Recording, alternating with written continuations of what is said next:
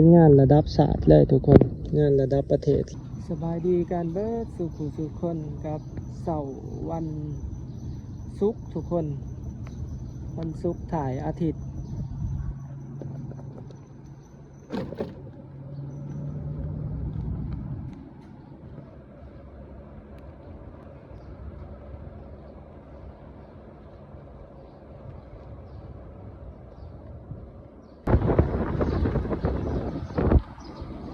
นี่ก็เป็นบรรยากาศซอย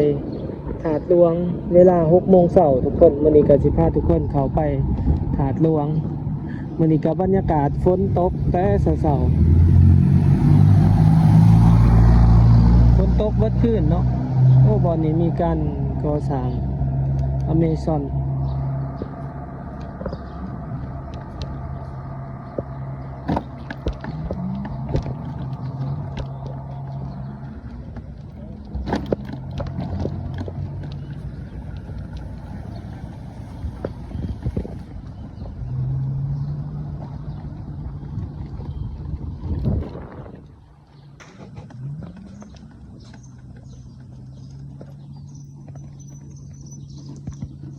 บรรยากาศยามเช้า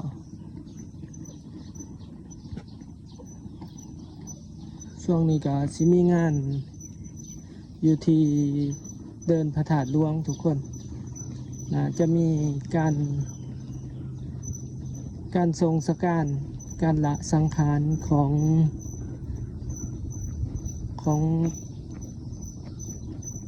พระสงฆ์ผู้ที่ว่ามีขันตำแหน่งสูงในคณะสงฆ์นั่นแหละทุกคนก็บ่ท่านได้ไปเบิ่งรายละเอียดแต่ว่าเห็นเขาเจ้าเริ่มจัดงานเดี๋ยวสิพาทุกคนไปเบิ่งเขาเจ้าเกี่ยมงานน่าจะเป็นมื้อนี้บ่จะเป็นการทรงสการนี่อยู่ทางศาลาโฮงธรรมใหญ่เพิ่นก็มีการกางเต็นท์การโคบงานบรรยากาศถาดหลวงยามเช้ามื้อนี้ทุกคนเนี่ยมื้อนี้เพราะว่าฝนตกเมื่อคืนนี่แล้วก็ยังหยิบๆอยู่ตอนเช้าตอนนี้ก็ยังหยิบๆอยู่เดี๋ยวไปเบิ่งบอลเขาจะจัดงานทุกคน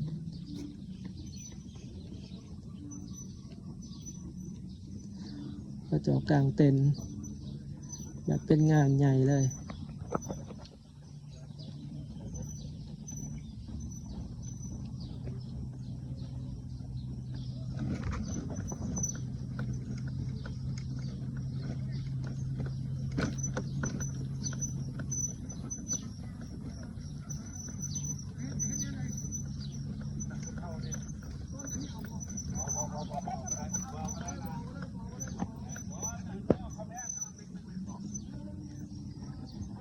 เดี๋ยวขี่ขึ้นไปเบิ่งทุกคน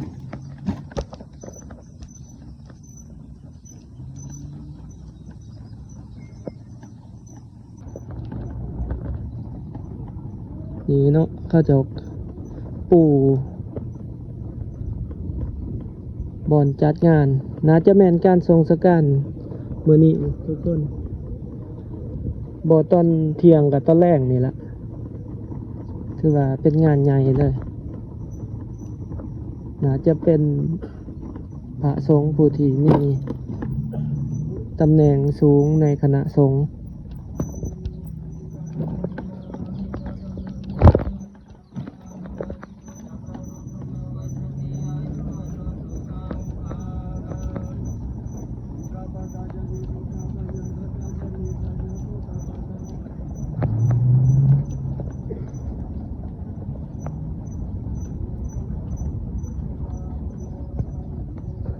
มีจอ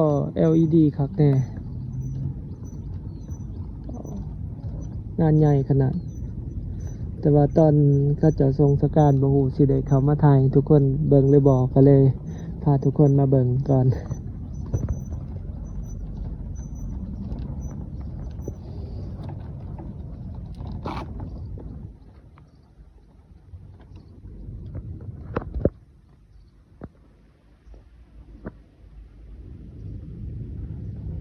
เป็นงานระดับชาติเลยทุกคนงานระดับประเทศเลย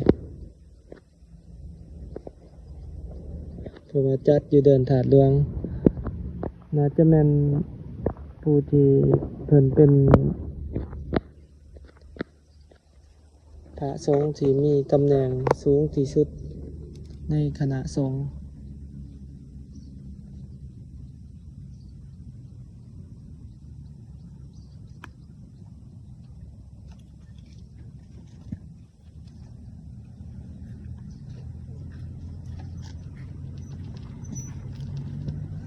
อันนี้ก็ผ่านแต่ละมือแต่ก็บ่ได้เบิ่งรายละเอียดทุกคนว่าแม่นผู้ใด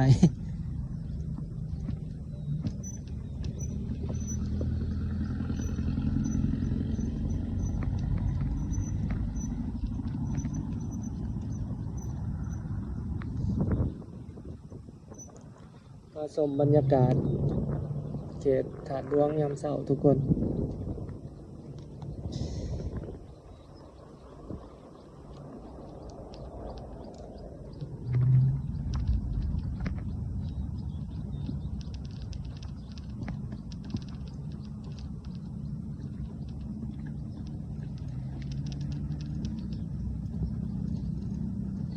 เดี๋ยวเราสิพาทุกคนออกไปทาง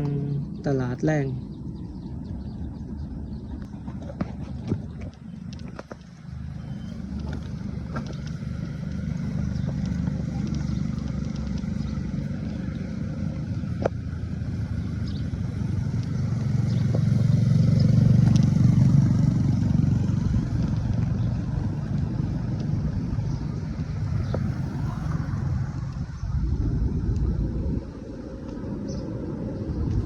เนาะภายในบ่อนจัดงานเดี๋ยวพาทุกคนมาเลาะเบิ่งถนนเขตแถวนี้ทั้งหน้าเฮาสิมีบ่อนชาร์จไฟฟ้า EV ทุกคนบ่อนสากรถไฟฟ้า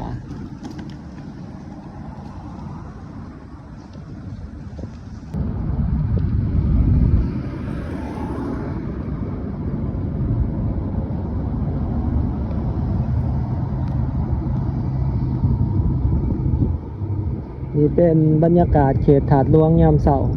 เมื่อกี้นี่เป็นบอนเขาเจ้าสากรถไฟฟ้าถือว่าเป็นอีกจุดหนึ่งที่ว่ามีหัวสากหลายบอนเลยหลายอันเนาะ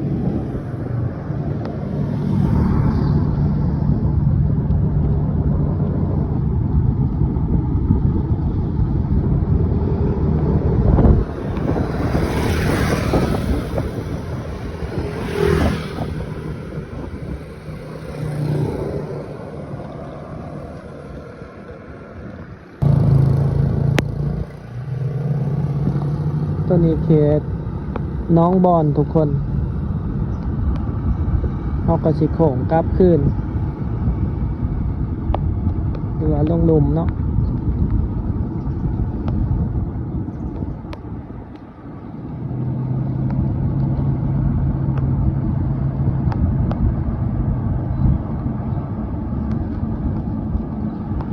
ไฟแดงน้องบอนสี่แยกไฟแดงน้องบอน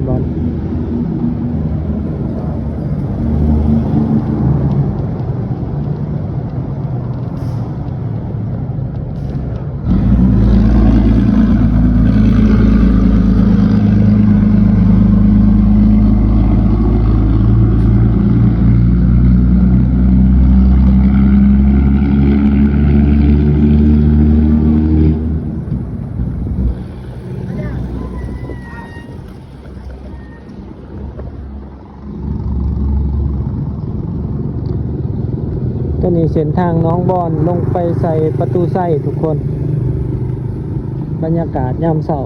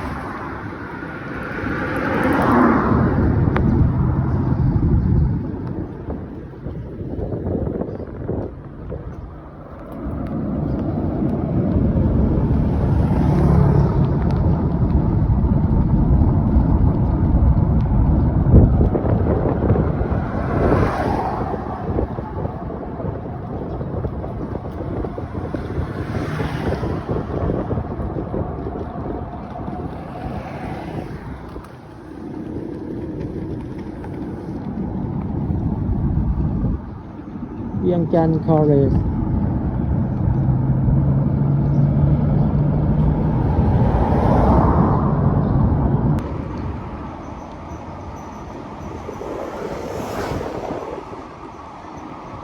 ตอนนี้เฮาก็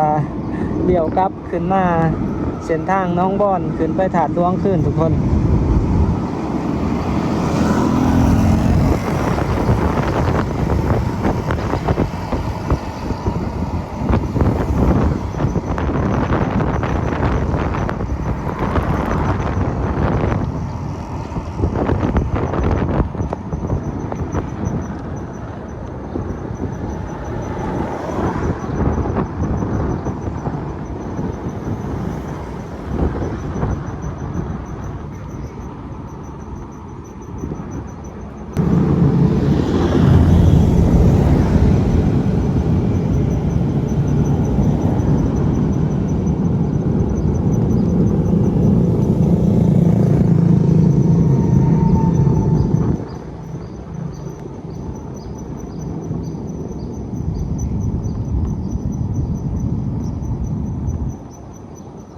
อันนี้เป็นบรรยากาศเส้นทางถาดหลวง